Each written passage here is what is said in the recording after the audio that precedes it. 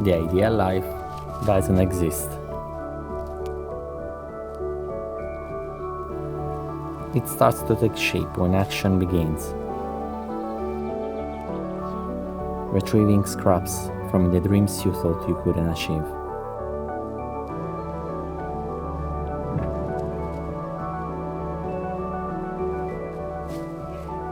Piece after piece,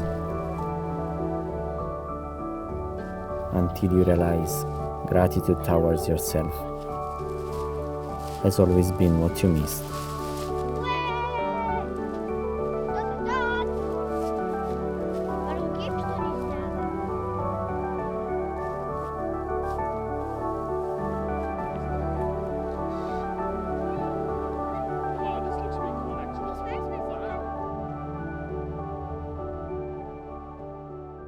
One of the keys for achieving a realistic film look is film density. On actual film stock, colors, when saturated, become darker. So, to emulate this behavior, on DaVinci Resolve we can use strategies that replicate subtractive saturation, methods that are different from the standard saturation we find in the software, which is additive. Why 5 alternatives? Because different methods use different mathematical models. Some may work better on certain footage and scenarios, in which others don't. The main aspect to be aware of is artifacts. So, try them all out on your footage and see what works best, both for your eyes and in terms of digital artifacts. The color grading that you see applied here is made with my power grade. You can find the link in the description, but you can implement these techniques in any other color grading method. The only important part is to apply this node, the one with the film density, before the LUT. Starting from the first method, the easiest one, we use a tool that is already inside the software, and it's called ColorSlice. Using the density slider, you can increase the density of all colors simultaneously, making them all darker. As you can see, the effect is quite dramatic, but also visually pleasing to the eye. Otherwise, you can leave it to 0 as default and work on individual color channels. For example, the skin. By increasing the corresponding slider, it will become darker. Or the sky, so the cyan color. Raising the value will again make it darker. This way, you have control on each specific color inside your image. The second method I want to show you is the HSV Saturation, made famous by Cullen Kelly. In this case, we will add film density and digital saturation at the same time, so colors will become also more saturated, in the digital sense we are used to. You create it by double-clicking on your node, selecting HSV under color space, which stands for hue saturation value. Then, under channels, you deactivate the first and the third, leaving only the second channel on, which stands for saturation. Then, under the primaries color wheels, you can either raise the gamma or the gain. The gamma raises the least saturated parts of the image, while the gain only affects the already saturated ones, and it's less destructive.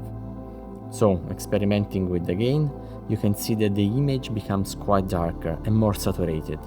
In this case, I added another node to subtract regular saturation and just leave the film density in place. As you can see now, activating and deactivating them both at the same time, what changes is mostly the film density. The third method is using a DCTL. It's an amazing tool created by Paul Dorr and made available for everyone for free on GitHub. You can find the link in the description. You install it exactly as a LUT, opening project settings, going under color management, opening the LUT folder and placing it inside. Then click on update lists, save and restart the software.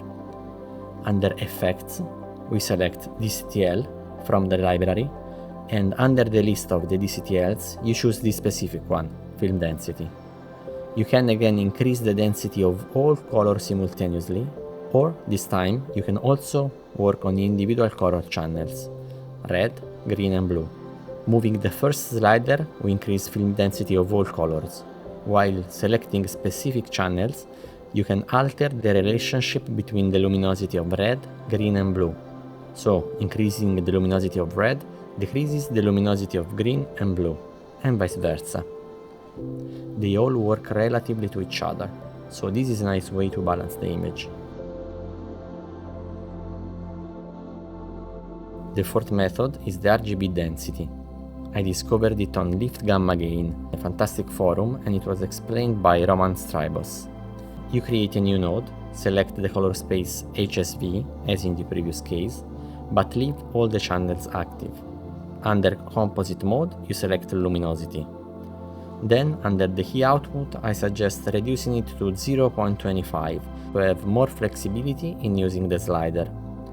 Otherwise, the effect will be too steep and too dramatic. Under the RGB mixer, we only use the green output. Again, this will change the density of all colors simultaneously, as the slider in the ColorSlice, the first method that we saw, and the HSV Saturation, the second. The effects is quite realistic and non-destructive. The last method is the RGB Ratio by Kasia Jarko, and her channel Color Grading Insight. You create a new serial node and then a layer mixer. So first option S and then option L. You leave the lower node empty, and in the layer mixer you select Composite mode, Color. Then on the upper node you go under the RGB mixer and toggle monochrome on. It again works on the relationship between color channels, like the individual color sliders in the DCTL. If you raise the density of the red channel, for example, by decreasing the slider, it will decrease the density of the blue and green channels, making them brighter.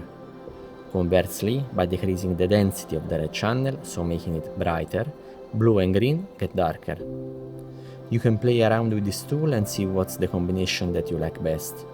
Again, it's a great method, one of the least destructive that I found online. So, these are 5 methods for emulating film density on digital footage. I suggest you start by trying out the easiest ones and see if they create artifacts. If they do, or don't work as you would like on your footage, you can try the other ones and see which one works best. I hope this will be useful. Take care.